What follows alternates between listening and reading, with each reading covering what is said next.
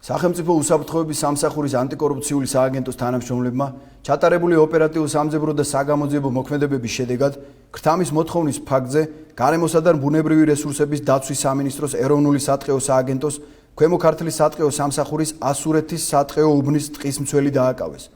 გამოძიებამ დაადგინა, რომ ტყისმცველი კანონმდებლობით დადგენილი აკრძალვის მიუხედავად საქართველოს მოქალაქეს დაჰპირდა ქვემო ქართლში ასურეთის სატყეო უბნის ტერიტორიაზე 1000 კვადრატული მეტრი ტყის ნიადაგის ნაყოფიერი ფენის მოჭრაში დახმარებას, რის სანაცვლოდაც ქრთამის სახით მოსთხოვა 6000 ლარის გადახდა.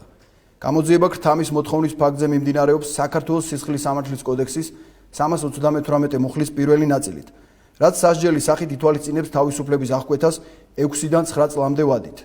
გამოძიებას აწარმოებს სახელმწიფო უსაფრთხოების სამსახურის ანტიკორუფციული სააგენტო.